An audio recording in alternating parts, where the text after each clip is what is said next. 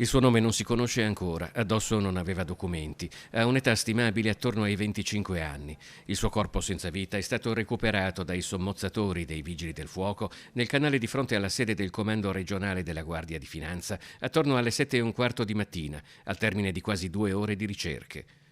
Sulle circostanze che hanno portato alla caduta in acqua e all'annegamento in Rio di San Polo di un giovane magrebino indagano i carabinieri. Il campo delle ipotesi appare comunque già molto ristretto.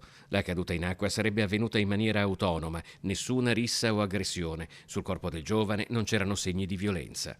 Rimane il dubbio se a provocarla sia stata una tragica fatalità o delle condizioni di alterazione. Un ulteriore aiuto alla ricostruzione dei fatti potrebbe arrivare dalle telecamere di videosorveglianza della Guardia di Finanza. Il comando di San Polo ne ha almeno un paio puntate sul canale. I carabinieri hanno già acquisito i filmati.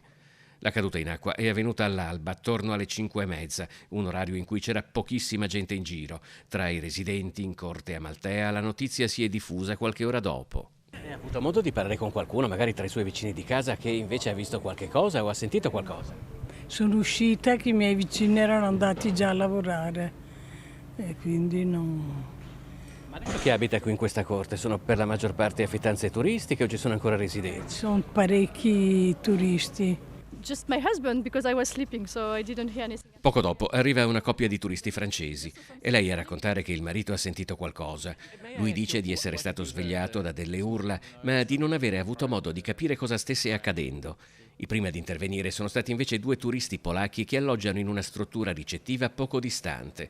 Sono loro ad aver cercato disperatamente di aiutare la persona in acqua. In quei momenti drammatici è anche passato un barchino, ma lo sfortunato giovane era oramai stato inghiottito dal canale.